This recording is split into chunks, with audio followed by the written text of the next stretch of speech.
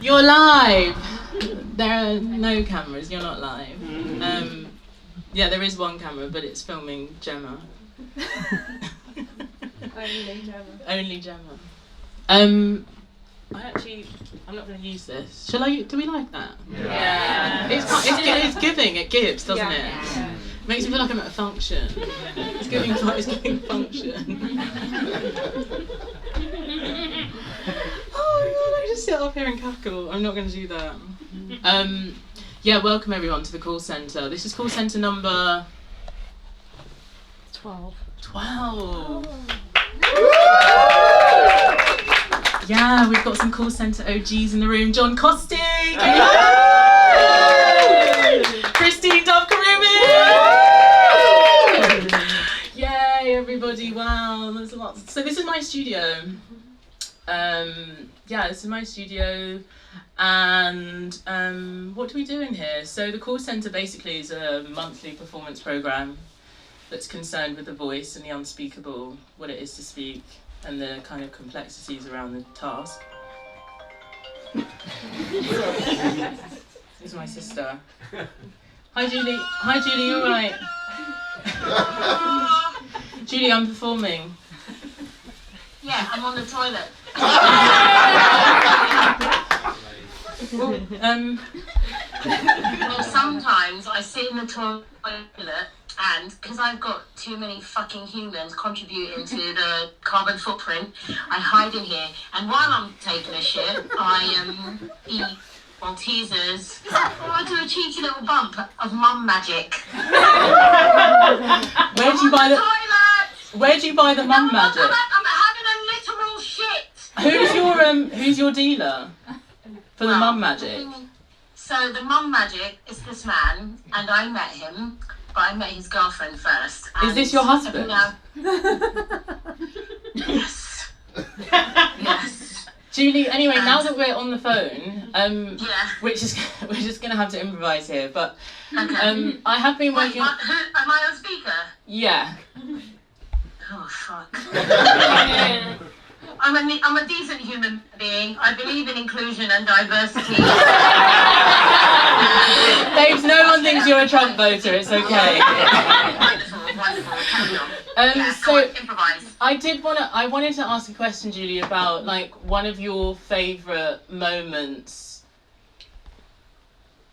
In life? No, but I'm imagining sort of like, because I guess I'm working on this performance at the moment that is about a mother that is stalking her child. Oh. Yeah. And I guess I have been wanting to hear your thoughts about like that.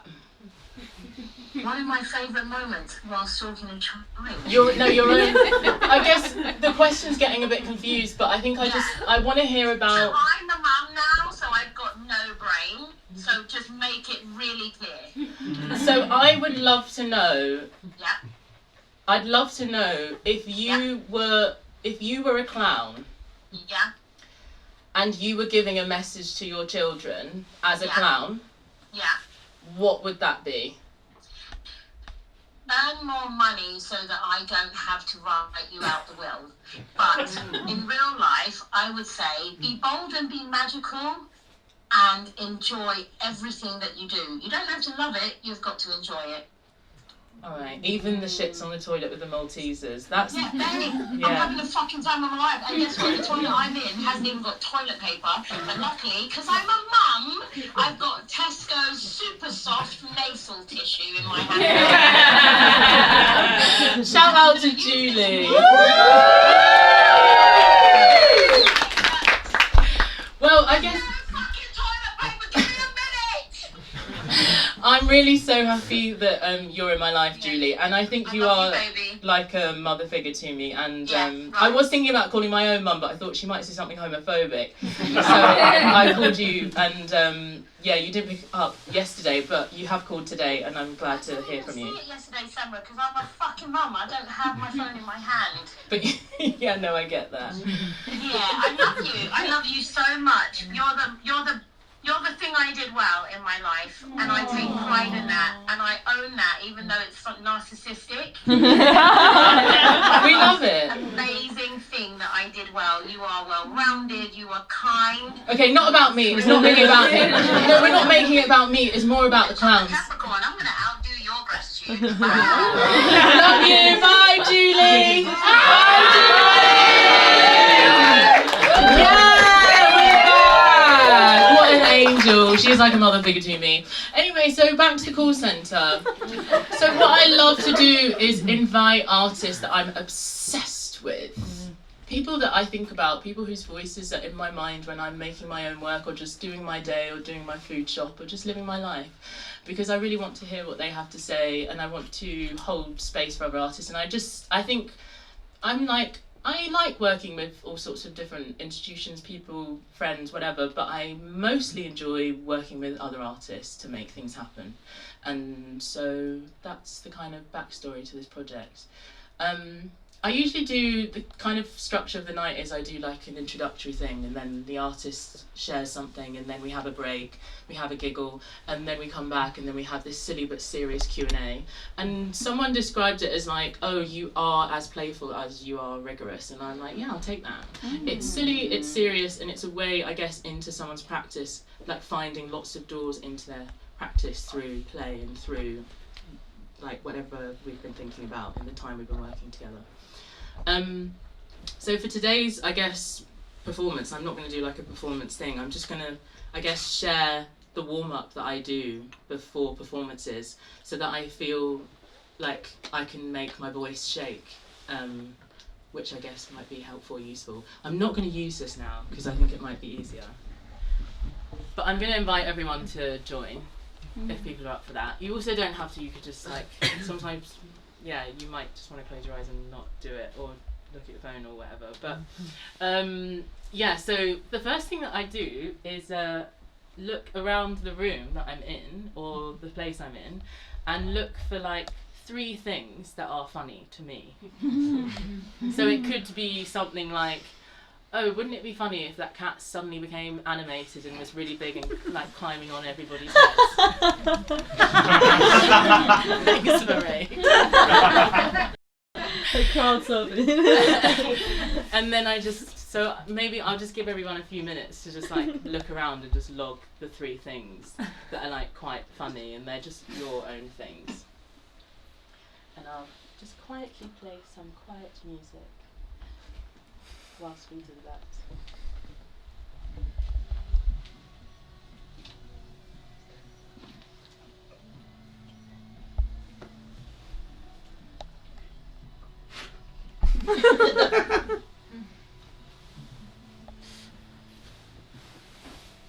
I'm just thinking about the cat now, I'm not gonna lie. Yeah.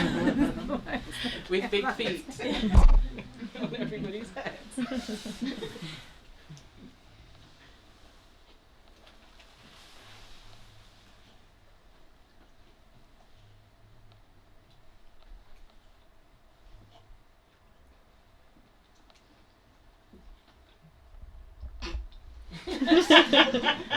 Okay, does everyone have 3 in their minds? Or one they borrowed or one they kind of, yeah, one that will emerge? Okay, and then I just try to hold those in my imaginative space because my thinking is that like, if my imaginative space is filled with things that are like pleasing and things that are surreal and absurd, then it widens the possibilities within a performance, and it means the focus isn't on like how nervous I am or how everything could go wrong or how everybody hates me, which is my favourite thought to have. Everybody hates me so much. Which is not helpful. Yes, that's what the performance is about. Okay, so hold on to those. And then the next thing that I tend to do is just like shoulder rolls. Back.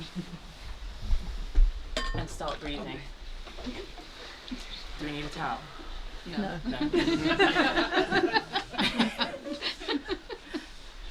Nice shoulder rolls and breathing. Just like really, really gentle and forward. Just like within whatever your range of motion is. And breathing. And like with every shoulder roll, I think about something that a friend said to me about like allowing your body to take up the space that it actually needs, because often we like take up like less physical space. So like, I know it's tight in here. That's what we were all thinking. Yeah.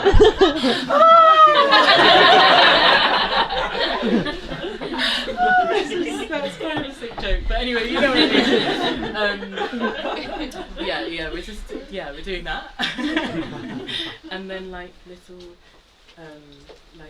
finger twinkles. That's how I think about them in my head. But just like like a magic can happen, and then the shoulder, not shoulders. What are these called? Wrists. Yeah. And then the other way as well. And then in whatever range of motion there is, just like bringing more motion into the arms as well.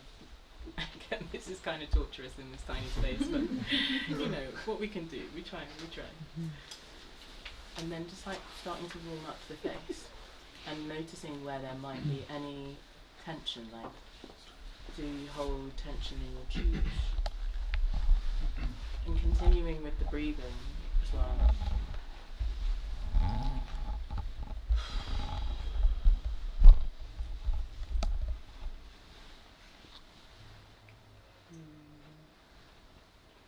And the neck as well. You can close your eyes if it's helpful, and if your hands are cold, you can bring some like heat into them as well, and into the like forehead and eyebrows, and just like, hey, thank you, hi, head, thank you,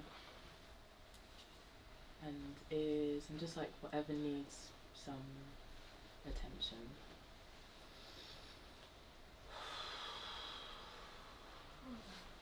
And then depending on the day that I've had, sometimes I like try to get rid of it, or just like energizing it, bringing some heat. That thing you said on the bus, I didn't like it, but you did. And that person that bothered me, I don't need.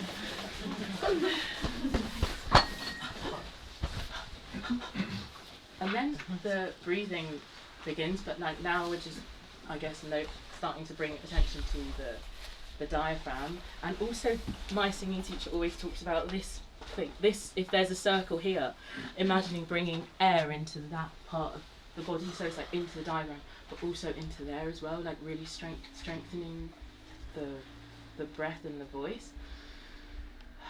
So just like some breath where we're just like bringing our attention to these parts of the body.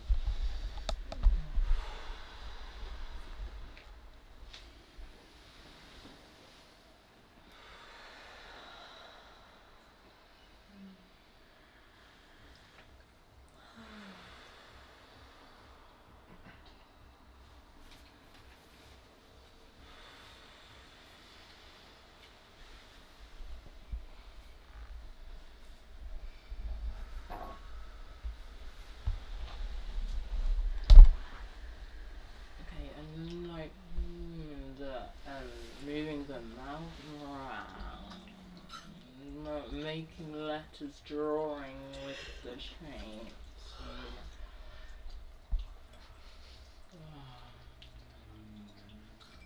And then some soft like sounds coming.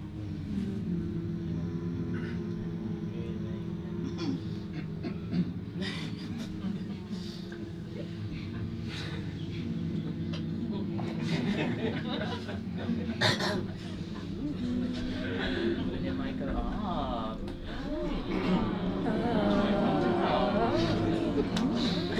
Like, and then into the cry. Massage the vocal cords. You don't have to do that. That's just I'm just showing what the vocal cords are. Apparently that's what they're doing when you do that.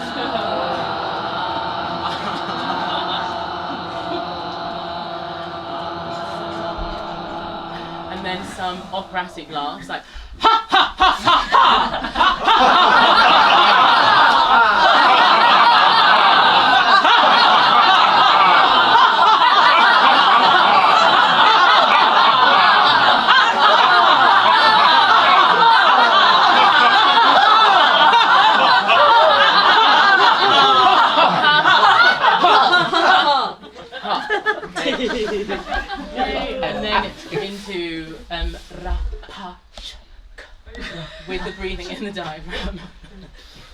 3, 2, 1. The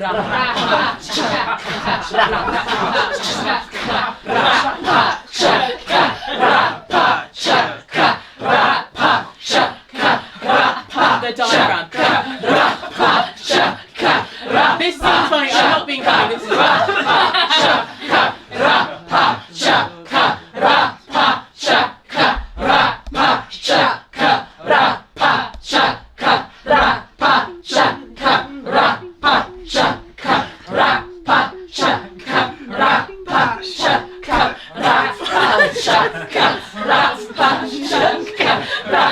okay, alright, we like that one. Okay. Alright, we like that one. Okay, we'll bring that back later, don't worry. Don't you worry everyone. And then you know how teachers are like, do the scales and go up and down. I'm like, no, let's not do that. Because that's scary. Okay, that's scary. But instead, what I do is I just go, move my hand, and then I make the sound of where my hand, I imagine that my hand is hitting. So I might go,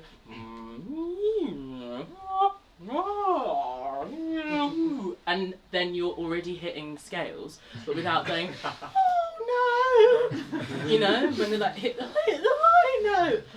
We're not going to do that. No anxiety in the voice. So 3, 2, it's gonna sound wild, but we love that. So 3, 2, 1, just moving your hands and hitting the sounds. 3, 2, 1, go.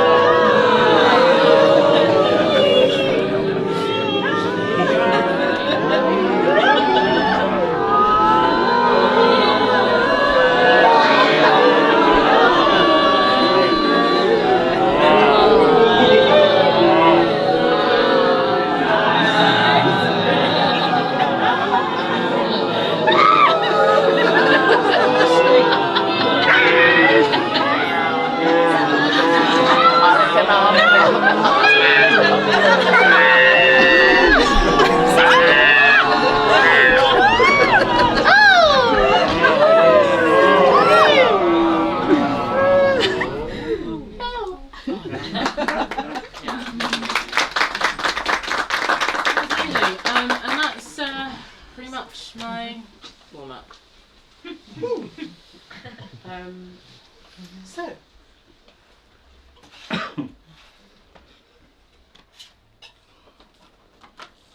with that, how do we feel?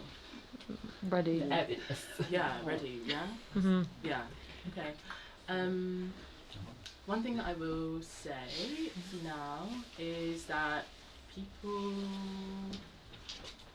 Wait, no, what am I saying? I'm saying that we're about to welcome Jemma to the stage. Well, Gemma's on the stage. We're about to officially welcome Jemma to the stage. And for Gemma's performance, there will be moments of pause. And feel free to move, wriggle, go to the bathroom if you need to come back. I'm gonna get some space over there. That's good. That's wow. Thank you. That's clear. Yeah. Do you feel ready? Okay. Beautiful. Okay. And so yeah, Jemma's going to be showing a triptych tonight.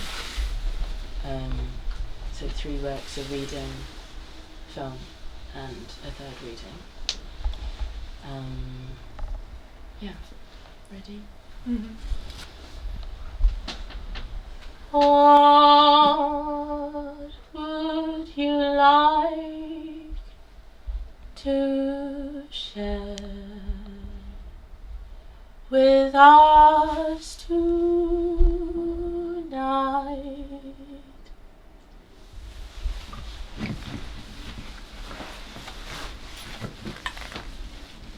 Thank you, Samra.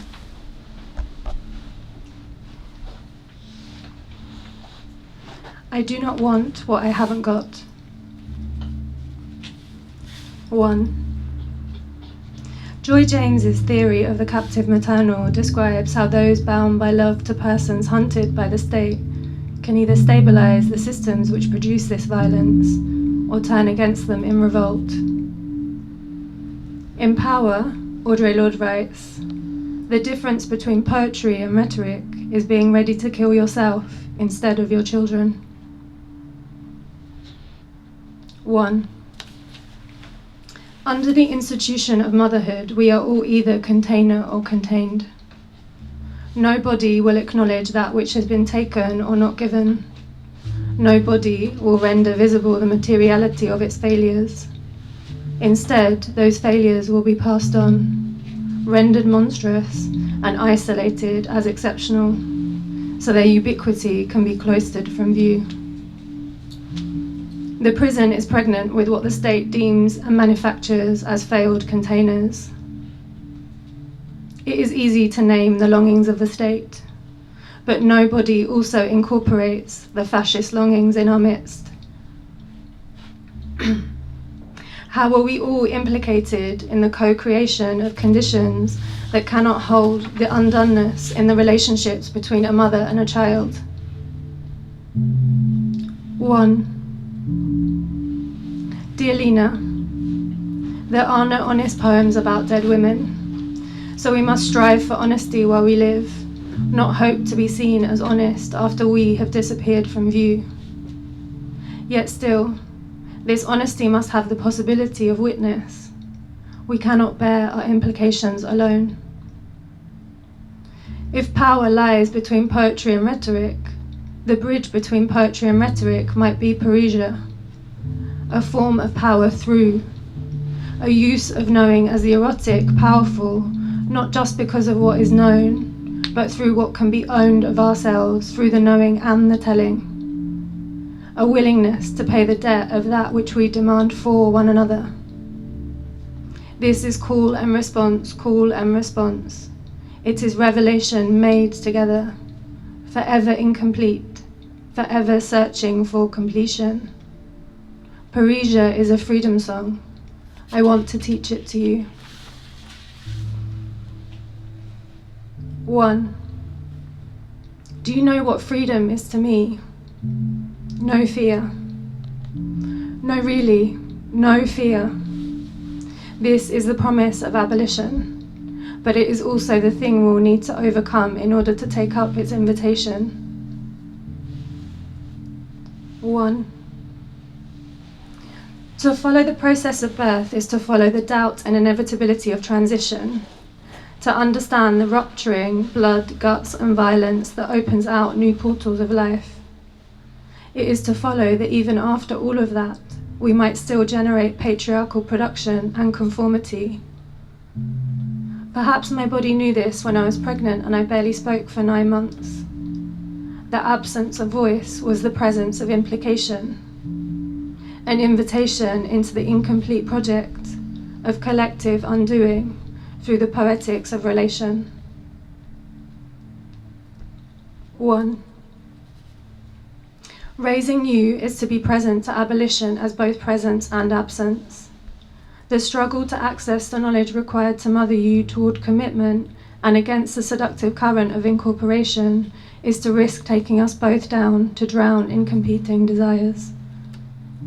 Mothering as a form of ancestral knowing transmutes into abolitionist praxis only under the conditions of dialectical relation, under a capacity to hold questions between us and the world that remain unanswered always, through the relentless work of holding tension and asking who that tension serves. All done at the service of not simply troubling, but of building a new world in the shell of the old. It is to know that new worlds built through me are not always mine. They are to be relinquished to those who will know. It is to remember, even if I was once a host, I have the potential to become a parasite.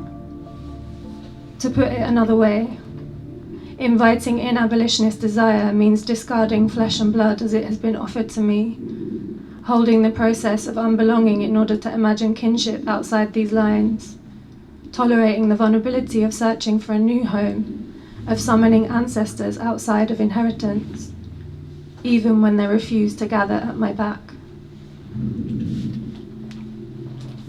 1.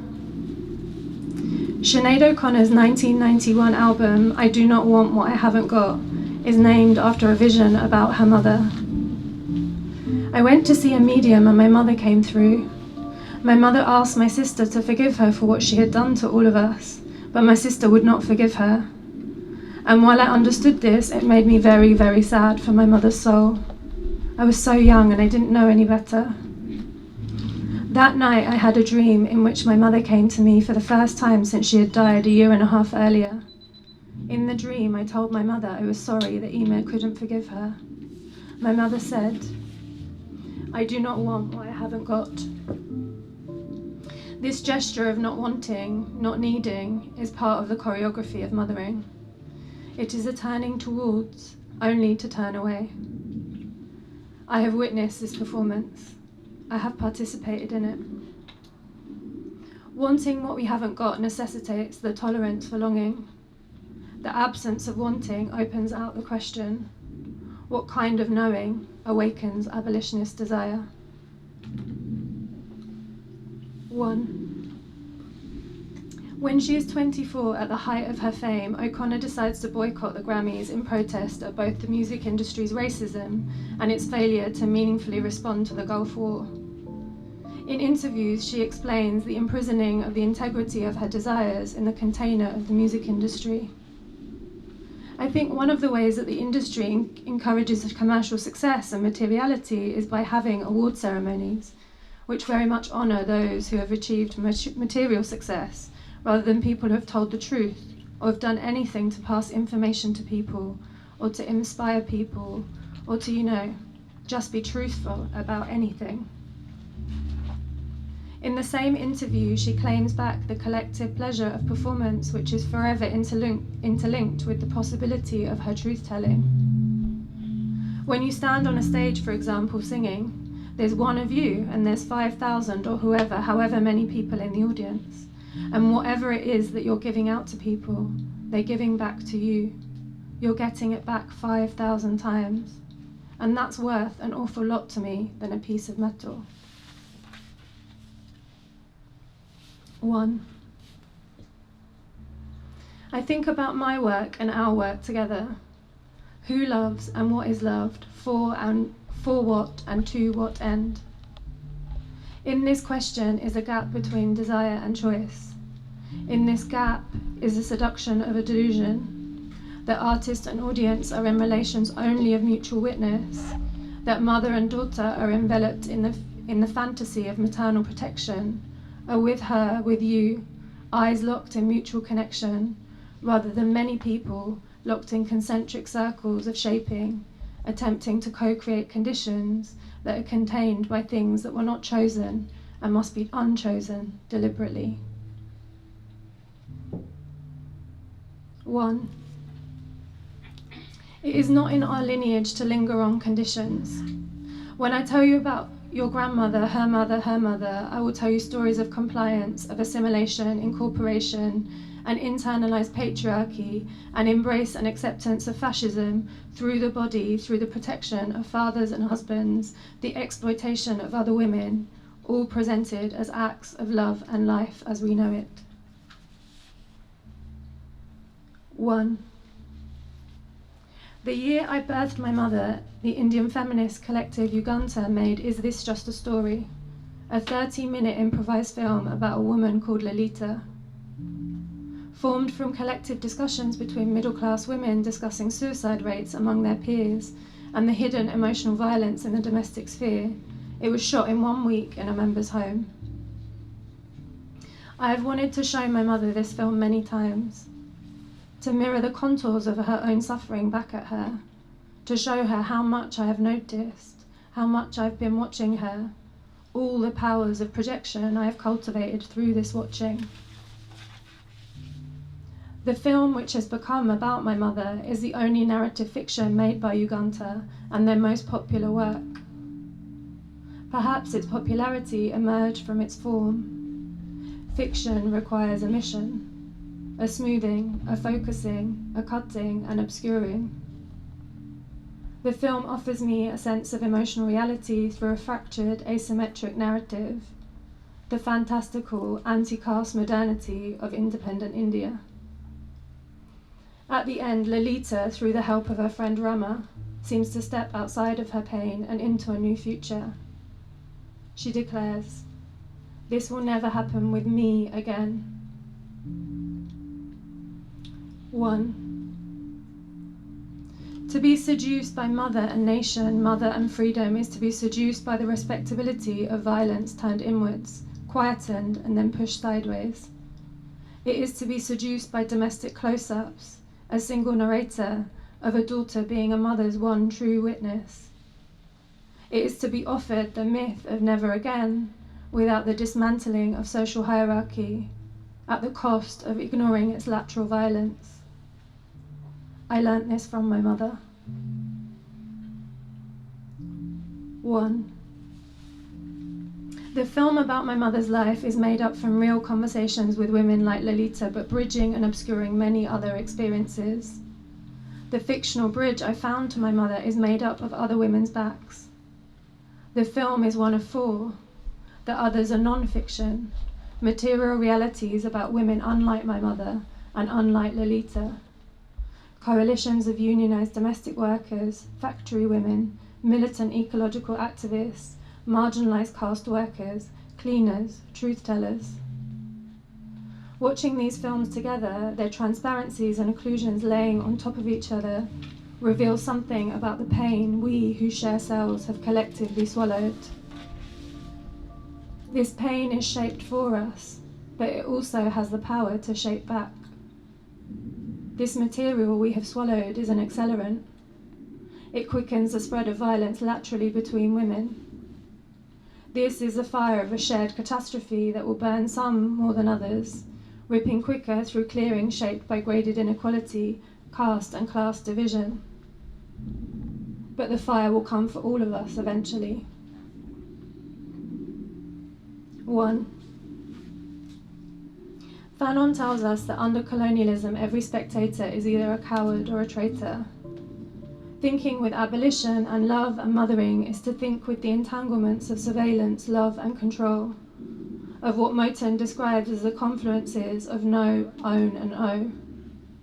For those of us who watch and enact the scripts of colonial violence, if those of us who watch and enact the scripts of colonial violence become complicit in maintaining the system, then do each of us who have watched mothers, our own and other people's, privatize their suffering, become complicit in maintaining the organization of abandonment.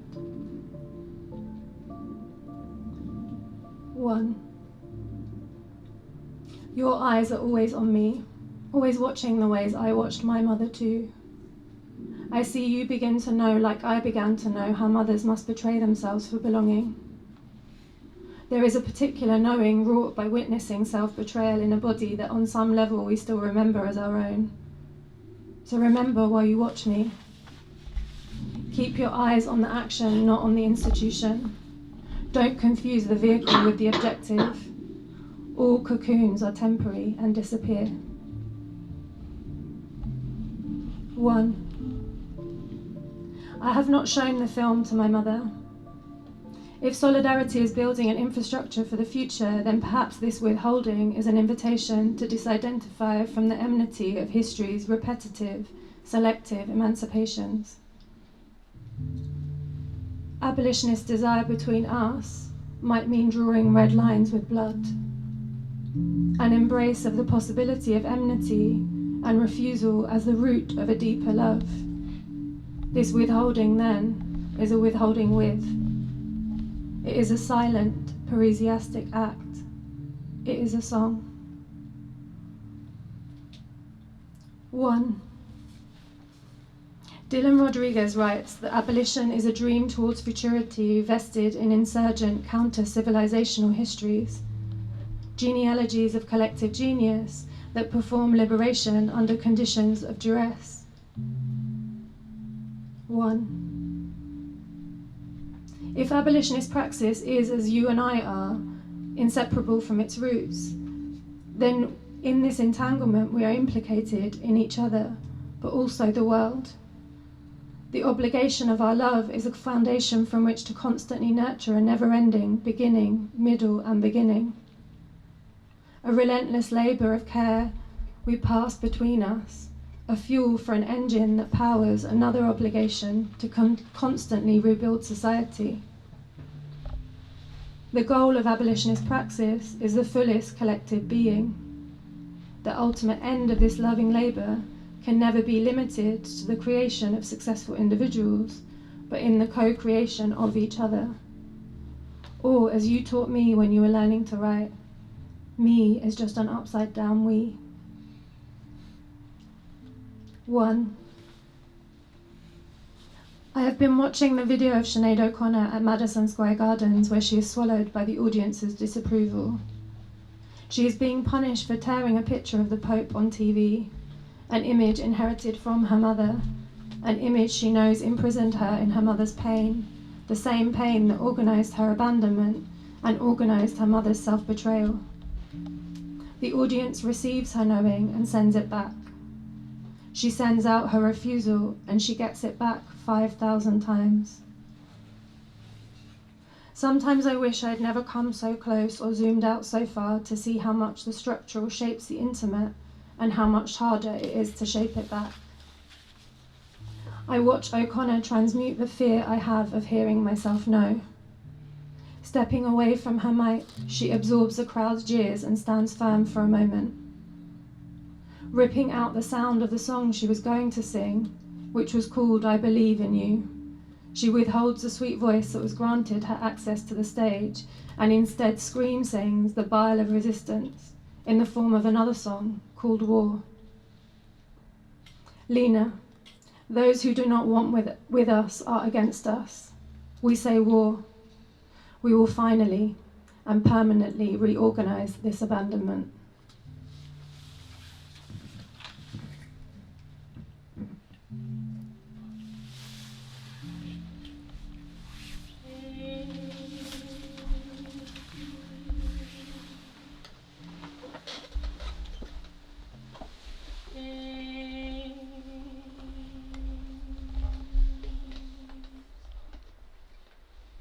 Take a moment to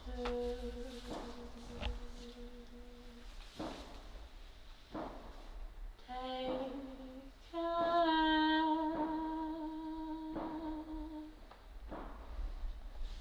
to take care of your sculptors, poets, musicians. It's because I'm concerned with their choice. But I choose to reflect the times and the situations in which I find myself.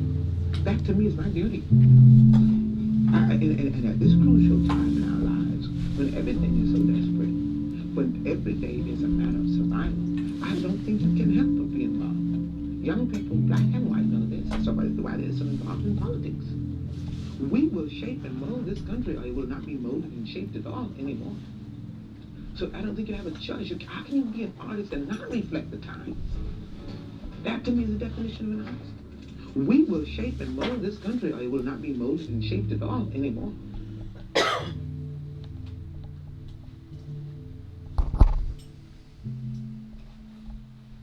When I remember the tracks on I Do Not Want What I Haven't Got, I see again that the themes of death, dying, and communicating from the beyond are everywhere. In the first track, Feel So Different, I'm actually talking to my mother. And I Am Stretched on Your Grave, which is actually an old Irish poem, is very much about death. I used the famous James Brown drum track that was starting to appear on many rap tracks. The record company made me pay $50,000 for it, which I bet did not go to James Brown's drummer. I love singing it, and I always think about my mother when I do. Often when I'm on tour, someone well known has just died, and I dedicate Stretch on Your Grave to that person. A third death song is Three Babies, about 3 miscarriages that I experienced. It is also about the 4 children I did have, though the song is perhaps a prophecy of not being the perfect mother. You have dreams of being a perfect mother to your kids, but maybe you don't always turn out to be one, though you get better as you get older.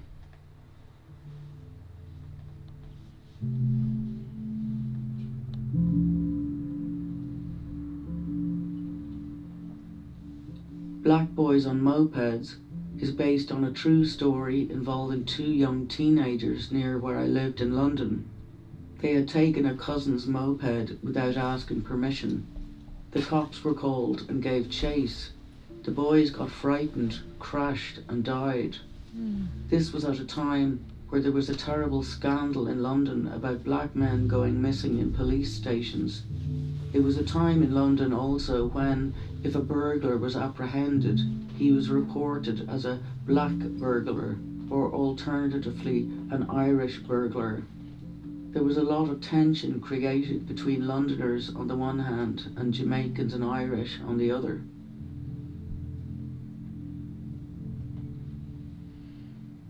The huge single from the album, my cover of Prince's Nothing Compares to You, was a song I was always and am always singing to my mother. Every time I perform it, I feel it's the only time I get to spend with my mother and that I'm talking with her again. There's a belief that she's there, that she can hear me, and I can connect to her.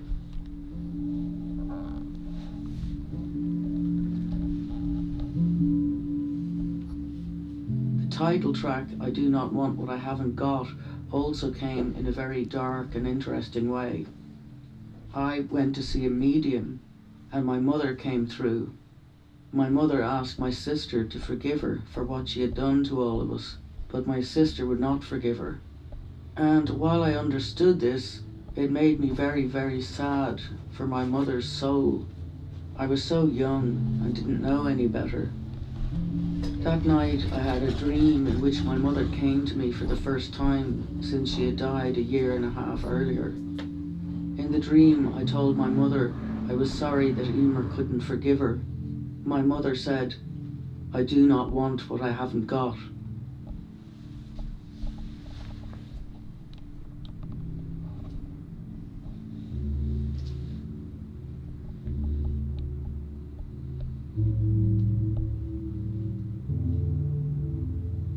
There are songs that are concerned with the idea that the Gospels are indeed such, and the scriptures of old are true, and that there is no such thing as death, which is what all God's messengers have told us, no matter what religion they came from.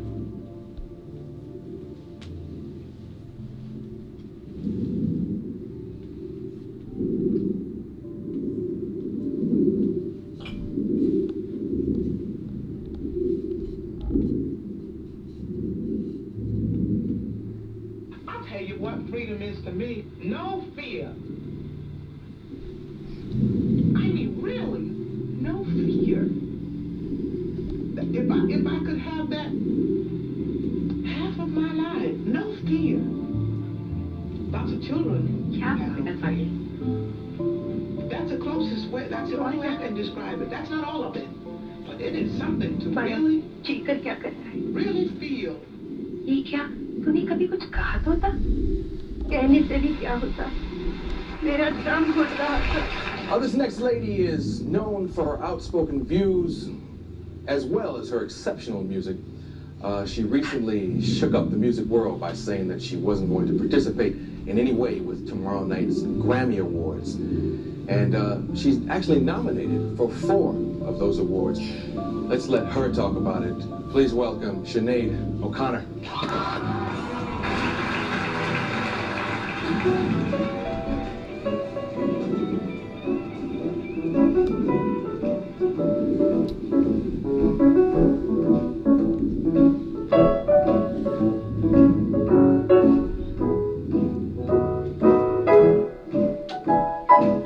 An artist's duty, as far as I'm concerned, is to reflect the times. I think that is true of painters, sculptors, poets, musicians, artists.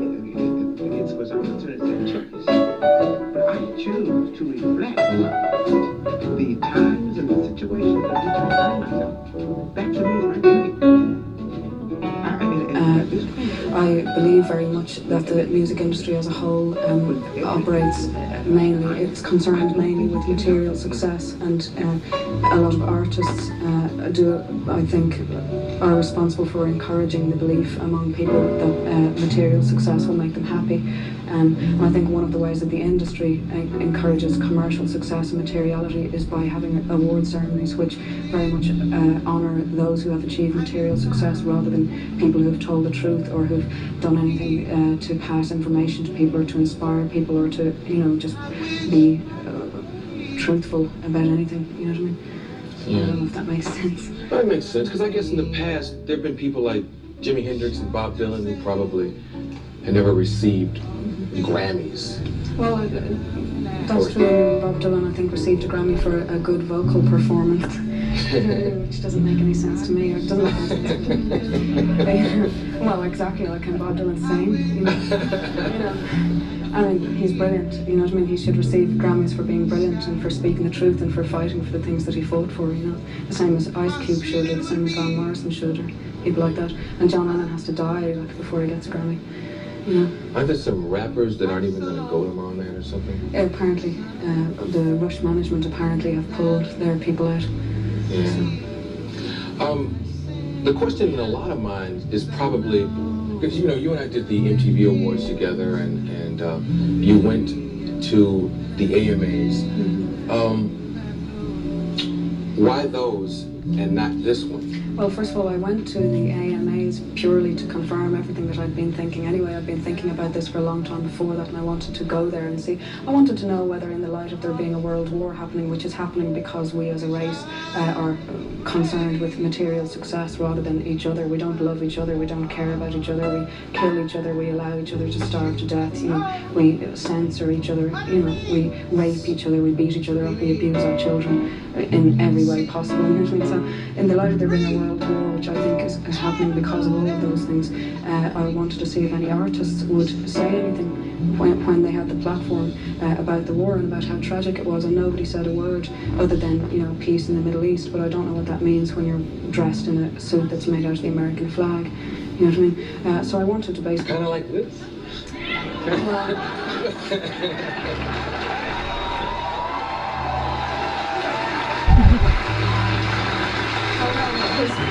There's one thing that must be pointed out, that it's very easy, and a lot of people have done this. I don't have any problem with America or with American people, and it's simply a lie for anybody to say that I do. If I did, I wouldn't live in this country, and I'd hardly even be sitting here speaking to anybody. But the fact is that I don't agree with segregation of any kind, whether it's in music or whether it's to do with nationalism or patriotism of any kind. I believe in having a sense of pride in your country and where you're from, but I believe in the human race. I don't believe in sections of it, or sections of music. I believe in art. You know what I mean? I don't believe in segregation of any kind. So, basically, I went to the American Music Awards because I wanted to see whether anybody would have the guts to say anything. Like how tragic it is that the war is on and nobody did. So that's when I decided that, I didn't want to be part of the whole thing. And what do you think about the positive efforts that have come out of the music industry, like the We Are the World thing, and Live Aid, things like that? I think that's brilliant. I think that on the part of the artists that were involved, it was brilliant. But if you look at the record companies and how they behaved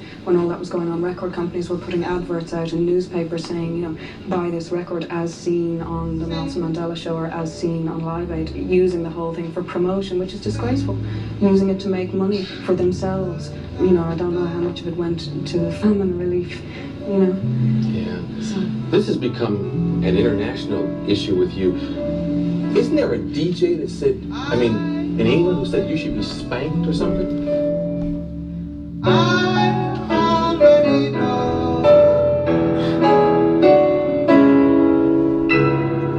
I found out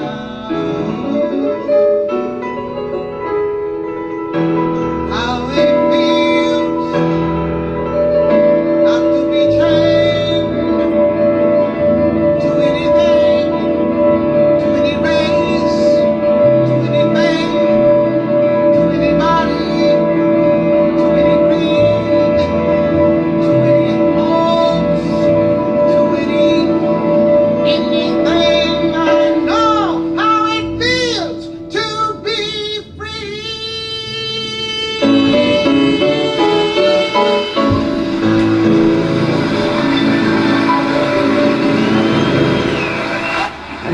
I needed to be taught some manners, and that artists in general shouldn't be allowed to become bad-mannered, that they should receive a good spanking, just as a parent spanks a child. He said Sinead O'Connor should be spanked for being so bad-mannered. So...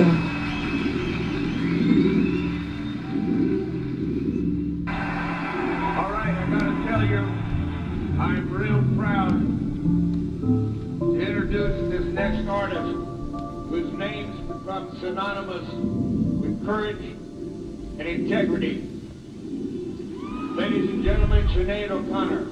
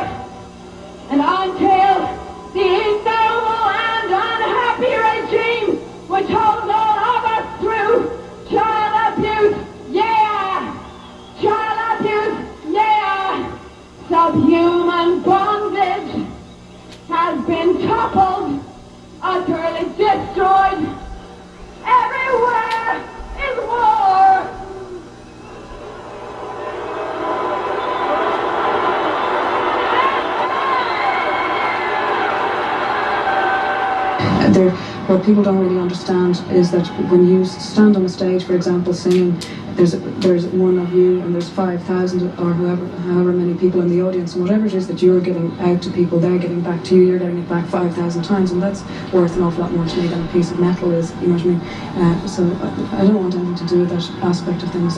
You know, it's not really why I'm doing what I'm doing. Yeah.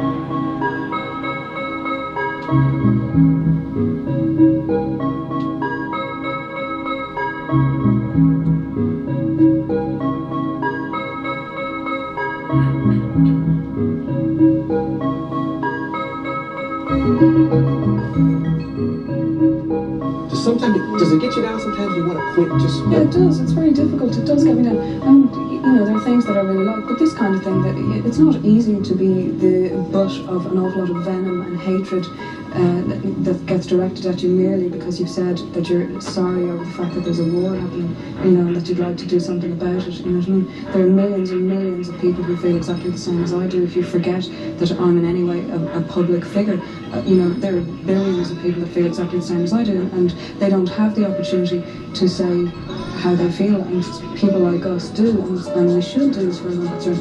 But it's very, very difficult just as a 24-year-old girl, like, to be the butt, as I said, of such an enormous amount of hatred and venom and personal abuse. You know what I mean? It really gets to be a little strange. So sometimes I feel like you know, the canes and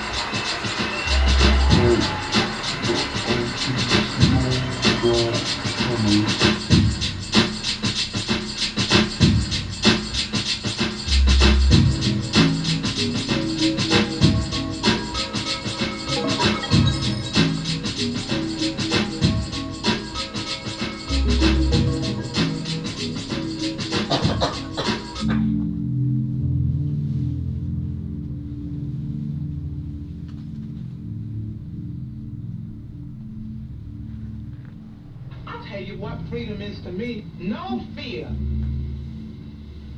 I mean, really, no fear. If I could have that half of my life, no fear. Lots of children have no fear.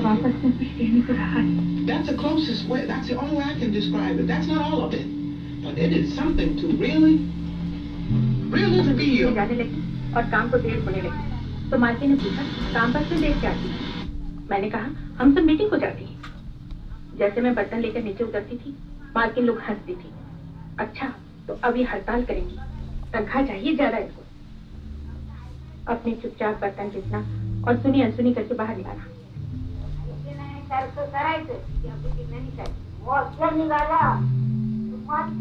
जब जुलूस निकाला तो मालकिन लोग क्या बोलती हैं? तुम्हारे नेता है ना, उनसे जाकर तनख्वाह लो। हमारे पास तनख्वाह नहीं है। वो लोग तुम्हारा बड़ा भला कर रहे हैं ना।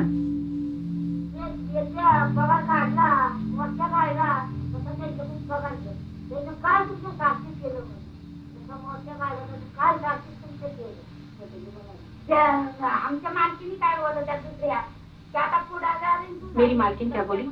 अब तू नेता बन गई है बंगले की सब नौकरानियों की, तो हड़ताल में हिस्सा लेती है। रात के 12-12 बजे तक अपने छोटे छोटे बच्चों को घर में छोड़कर जाती है। तो अब उन्हीं नेताओं के पास जा अपनी मांगे लेकर।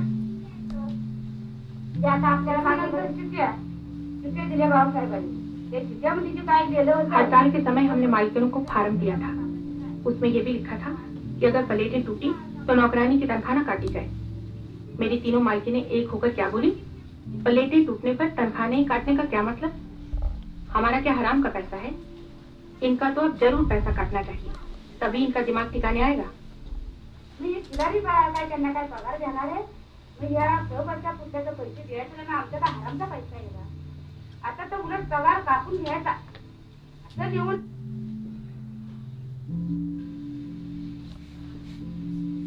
मुझे फिर वीर की फीस देनी। ये करके कौन सा किला जीते?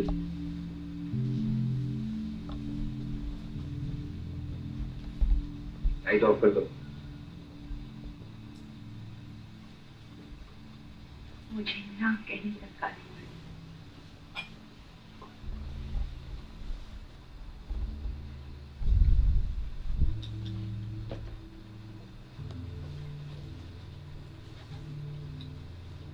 औरत को कभी इससे छुटकारा नहीं। हड़ताल के बाद हमारी हाउसिंग सोसाइटी की सभी नौकरानियां इकट्ठी हुई और हमारी जो मांगे पूरी नहीं हुई थी वो हमने मालकिन के सामने बारे में उनसे कभी जैसे बोनस, छुट्टी, तनख्वाह वगैरह की। तनख्वाह बहुतों की बढ़ी, पर बाकी कुछ मांगे पूरी हुई, कुछ नहीं हुई। छुट्टियों के बाबत हमने ऐसा किया कि सबने छुट्टी लेनी शुरू की, बदली में एक दूसरे का काम करना और मालकिन से उस दिन का पैसा ले लेना। इससे मालकिनों की गरज भी पूरी हो गई और हमें महीने की 2 छुट्टी भी मिल गई। मालकिनें सोचती हैं मैं सबको भड़काती हूँ। कुछ मालकिनों ने तो मेरी मालकिन को मुझे निकालने को भी कहा, पर उसने उनकी बात कुछ सुनी नहीं। मग काही मालकिनींनी माझ्या मालकिनीला सांगितलं की पद्मा आमच्या मौसमीला भरतो तिला काढून टाका, तर ते काय आमच्या मालकिनीने ऐकलं नाही। जैसी पद्मा की सोसाइटी में एका है, वैसा हम सब में नहीं है। अब मेरे 6 काम के लिए 6 मालकिन हैं, 6 जगह। एक औरत का काम छूटा तो 10 औरतें तो खड़ी हैं वो काम लेने। मेरा अगर 20 रुपए का काम छूटा तो दूसरी 15 रुपए में करने।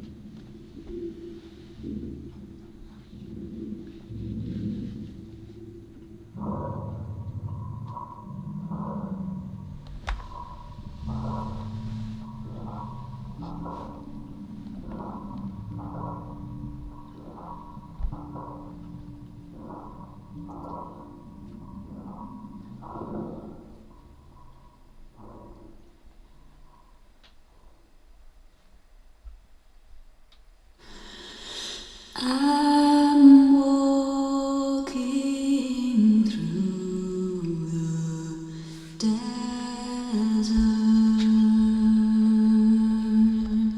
and I'm not frightened, although it's hard. I have all that I requested,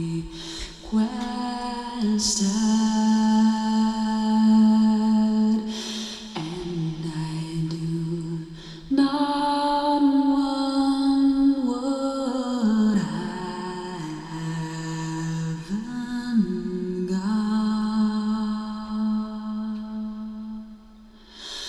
I have learned this from my mother.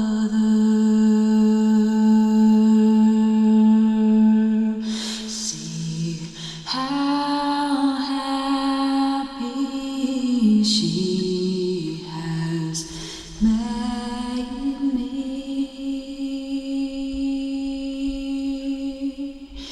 I will take this road much further,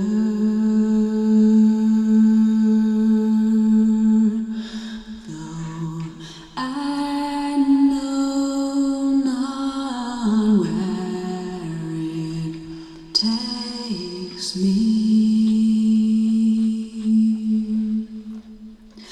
I have water for my journey.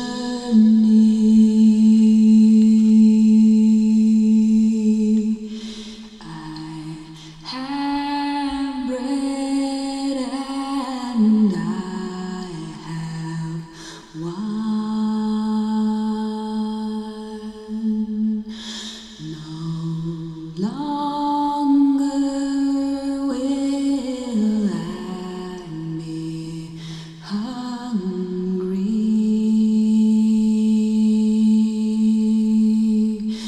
for the bread of life is mine.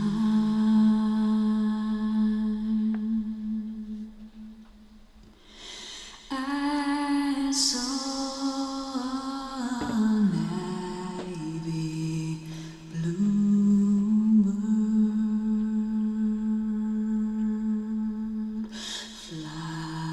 flying way above the sea.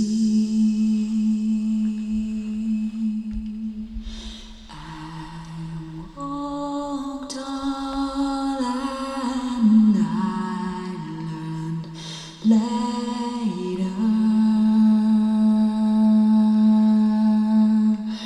that this navy bluebird was me. I returned the paler bluebird,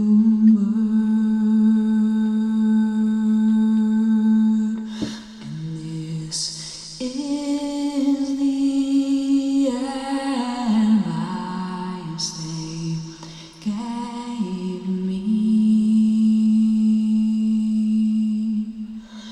You must not try to be too pure. You must fly closer to the sea. So I'm walking through the desert, and I am not frightened, although it's hard.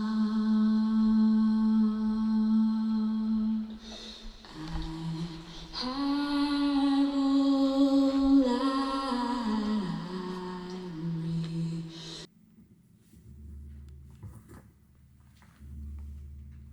I said I loved you and I wanted. They say the definition of madness is doing the same thing over and over again and expecting a different outcome, but isn't that just believing it in other people to finally understand? Like, what is the difference between madness and faith? If you are mad and you say things that no one wants to hear, then does that make you vulnerable or the person trying not to hear it? Aren't all the things we say just stand-ins for all the things we can't? And isn't choosing your story and sharing it like drawing a map with our words? Doesn't each word always have a purpose, even if we don't know it yet? And isn't each sentence that I assemble like a ladder to lead down to the wreck of my life just the first step to connecting with others wrecked in the same way? I'm realising I'm obsessed with things to do with bodies in relation to other bodies, but I don't know what the right name for what I do is. I don't know if I'm a writer or if I'm a facilitator or if I'm an artist, and I don't know why I want to call myself a performer, but I do. Even though when I plan to do something in front of people, I imagine I'd sing, sing, sing, because I would know that I could hear myself and then others would hear me, and my body would move in ways that meant everyone else would know what I knew. But when it happens, my voice is really flat and it's really quiet, and I keep my body really still because, well, just in case. I can't seem to find the song inside me that will show what I know, and because of the gap between what I want and what I do, it feels to others that I don't know what I want. Or they say I'm generous, which is code for easy, and that makes people mistake my vulnerability for weakness or naivety, and that makes me hate them, but really it makes me hate myself. I know I'm interested in bodies because of their capacity for love and their capacity for violence, because I know I find it so easy to hate my body and intuit danger from other bodies, and imagine that they are surveilling me and scrutinizing me and finding things that are wrong, and it feels like real work to imagine I am loved. And I'm afraid, but I want to know why. I don't think it's as simple as I've loved people who have done this while telling me they love me, but also because I think my body holds memories of that happening to others whose cells have mingled with mine, and also because I've chosen work where on some level this is happening. It's real, it's not just in my head, and it's happening in the world. We are letting it happen between us. And because I've felt it on this intimate scale, I have the power to feel it from a distance, even in the slightest valence. And I want to use this power, but it seems to always turn inwards, and I start to use it on myself. I suppose whatever I call myself, my work is always trying to unravel that feeling of injury or demand it be repaired. But really, I am demanding to be loved. I can't tell if being an artist is living a real life or a metaphor, and I can't tell if when I am making work, I'm working on my life or avoiding it. And if in that working on and away, if my work zooms out far enough to find the insight or meaning that makes metaphors material, like a self-inflicted or purposeful gash or wound, and how that connects to a tear in the world. The last couple of years I've been learning to teach somatics. In somatics, they tell you that the metaphor is helpful, but it's a fine line. Imagining you're a tree makes you imagine the tree, but it means that you bypass all the sensations in your body by imagining you're a tree. I think I know what they mean, because it's important to imagine you're a tree when you imagine still standing, even if you're forced to lay down, or when you are not forced and you lay down anyway. It's helpful when you don't know what you are, what you feel, or how you feel, when you don't have words for what is going on inside you, whether you like it or you don't. Then being a tree is like leaving your body, which is helpful at times, but not when you want to know it, and feel it with others, which is what performance is. When you learn to be a somatics teacher, or when you learn to be a performer, it becomes normal for people to look at you to see if you're a tree or a body. And if you look too much like a tree, they tell you are not ready, and you have to be more of a body. And if you have had to have been a tree, being told people can tell you turned yourself into one feels shameful. But it's also thrilling, because it means you're wrong, and you can fix it if you just try harder. I've been trying to put these two things, somatics and performance, together in this work I've been trying to figure out called Tremblement Intifada.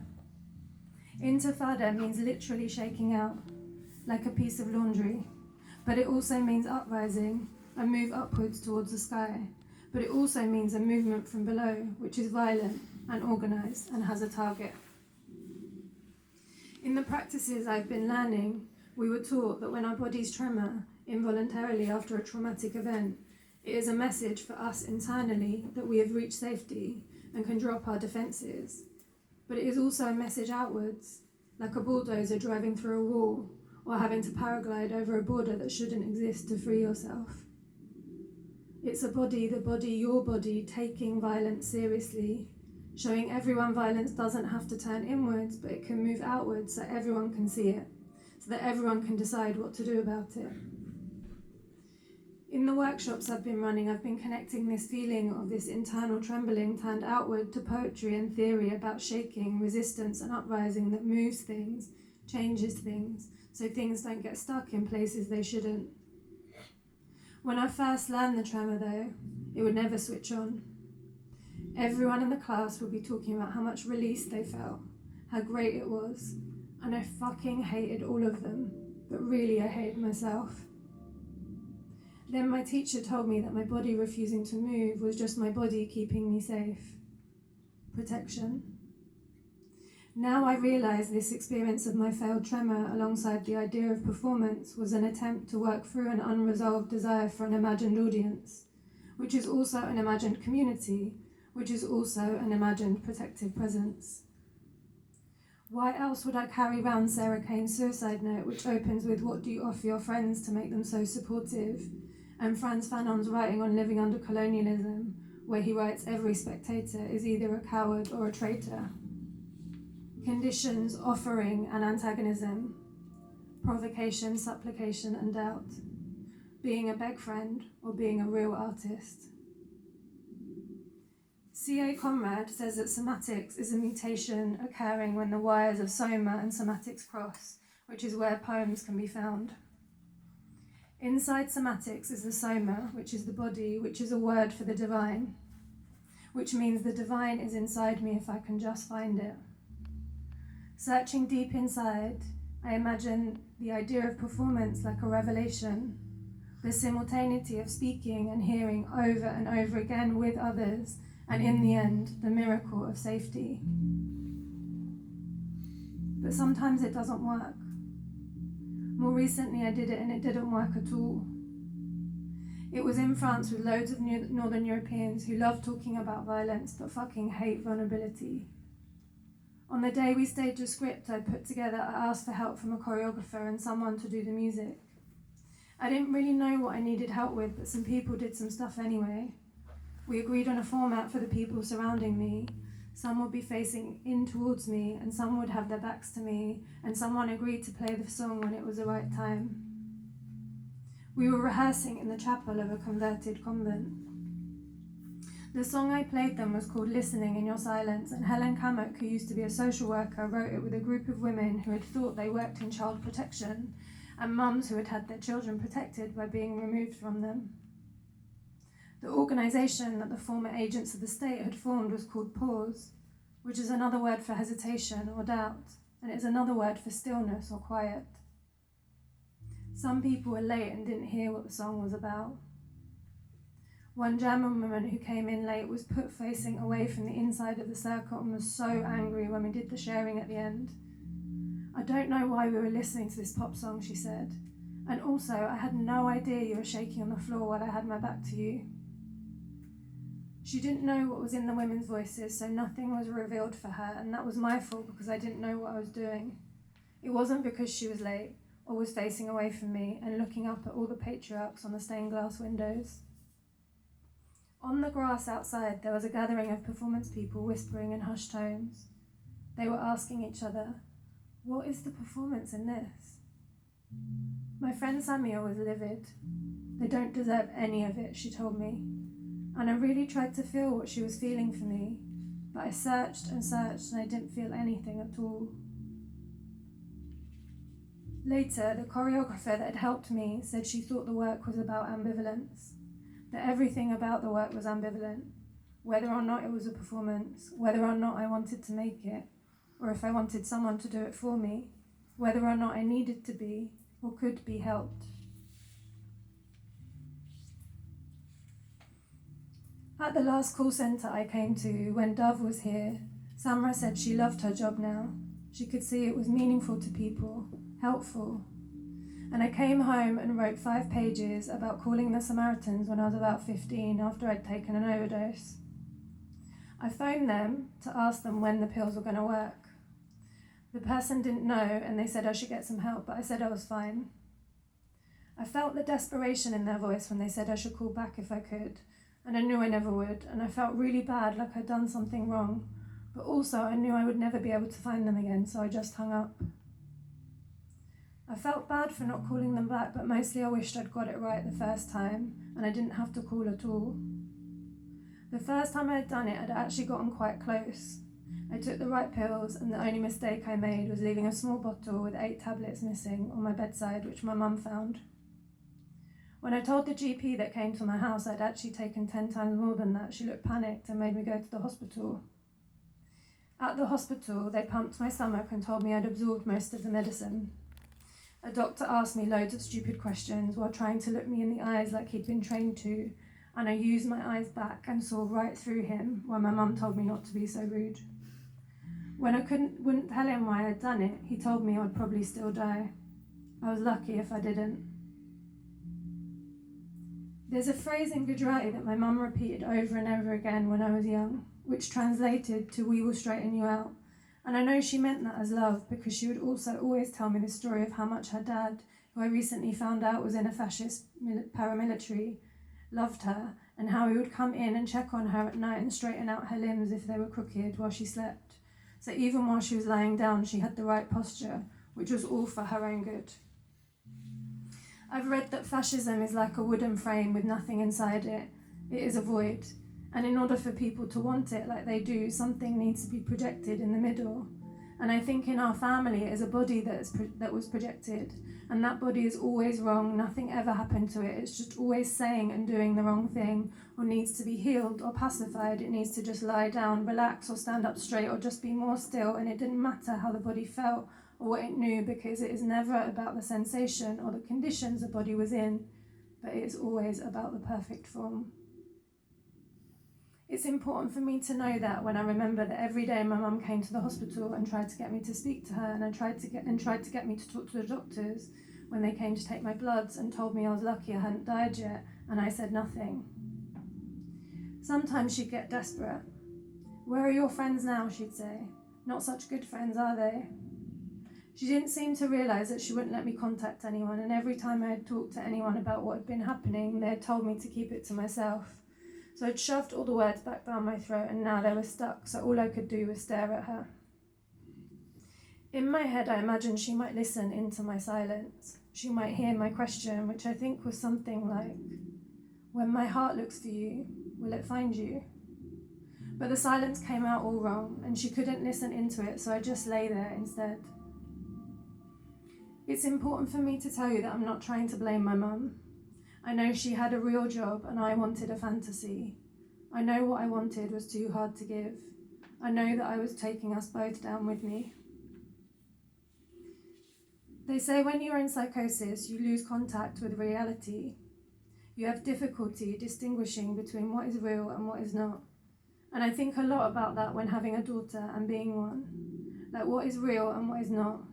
Are things really happening if your mum says they are not? And what is fear and what is doubt and refusal? And what is just in your imagination and not a big deal? And what is seeing things clearly and an emergency? No one really spoke to me at the hospital because of how I was with them, so I spent most of my time listening to the same track looped over and over again. If I closed my eyes tight enough, the bass felt like a vibration inside me, like someone shaking me, or a little glimmer of aliveness, or just the memory of a dirty rave where I'd first heard it, and I could imagine feeling nothing and everything all at once. It was weird because I'm sure I wanted to die like they kept saying I would, but one day, while I was waiting for it to happen, I woke up and thought, "You'll have to tell your daughter this when you have her." And I never knew what that meant. But recently, I found out the sample on the track was a voice of a woman who was talking about almost dying after having her daughter, and that the song was named after a psalm about overcoming fear. And then I read Audre Lorde's poem called Power, and the lines about the woman who let go the first real power she ever had and lined her own womb with cement to make a graveyard for our children. And I thought about how when I have been taking singing lessons, the only way that words don't get stuck in my throat is if I shove my hands underneath my diaphragm to release it. And I thought about knowledge as concrete and concretion, and how sometimes you have to use force to push life into places that feel like they are dead if you are going to live.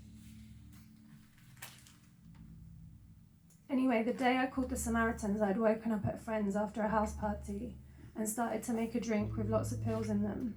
And after I took the pills, I left the house with this boy I'd been sleeping with. I really liked him. I told him what I'd done because I couldn't stop throwing up, and he said, "What did you do that for?" and shoved me on a bus. When I threw up on there, he shoved me off the bus and left me on the street. It's actually funny because I think I only realised what a dickhead he was recently. It's funny because until then I really felt bad for him and had felt in his shove a kind of gentle care. It's funny how some shoves can feel loving if it's not the first time someone has shoved you. You learn that touch is just a spectrum of could have been worse, and sometimes you can make things that hurt feel nice and be grateful for them, and sometimes you can make yourself feel nothing at all. It's funny how not being protected feels like the fault of the person that wasn't protected.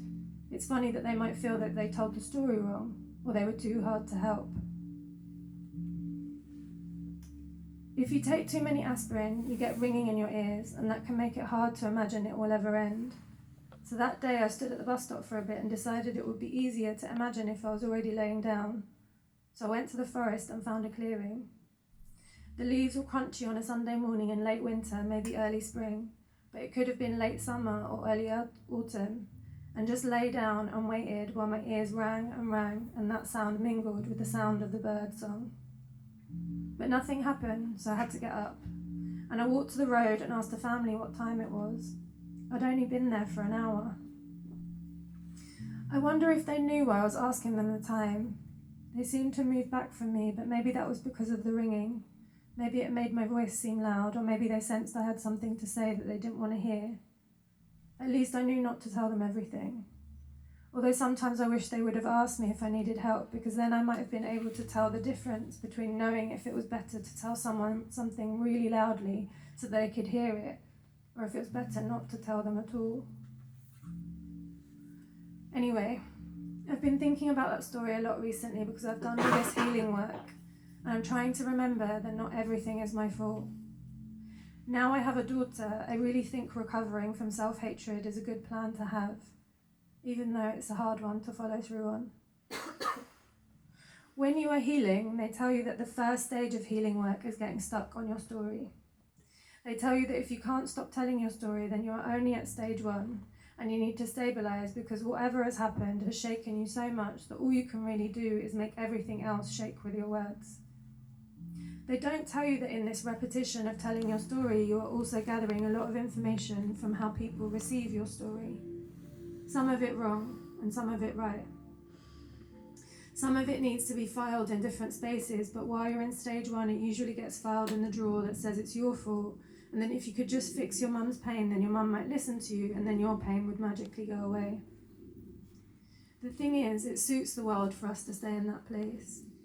Because if more people could zoom out from their pain rather than swimming in it, and men actually acknowledged why girls who are too good for them sleep with them and then throw up on the bus and want to die, and if mums could actually protect their children by listening to them, then dickhead men won't get to sleep with girls that are too good for them at all, and everything would unravel pretty quickly after that. So anyway, I'm learning that it's important to tell your story, but not in the wrong place and not all the time. This is discernment. And this is also survival. And this is how you turn real life into poetry. Recently I went to a healer and told her I wanted to write poems again, but I'd forgotten how. I was sick of writing descriptions, and I was sick of saying things that no one listened to. I told her I'd realised I was offering poetics into the wrong places, and maybe I didn't understand poetics at all. I was writing poems in places that wanted description. And when the poets read what I'd written, they looked at me in pity, like, what did you do that for? And I was being sick on the bus over and over again. She asked me the image I wanted to work with, and I told her the image of holding Lena's hand too tight, like when your knuckles go white. And then I told her I had the felt memory with the image, but I didn't have the words anymore, and I was scared I'd never write anything ever again. She nodded when I said that and went quiet. Then she told me it sounded like my creativity had been fed by my survivor energy, and now that had run out, so all that was left was the purest of fear. When I showed her the text I'd written before that energy ran out and told her about the workshop, she said there were hundreds of workshops in what I'd written, and I felt so tired of being wrong and of having failed so many times, and I thought about what it would feel like to just stop and fall asleep so it could all be over. But then she said, what would it feel like if you did it differently? And I asked her what she meant. She said, what if you didn't just lay down on the floor straight away? And I thought, yes, That's it. But also, when my heart looks for you, will it find you?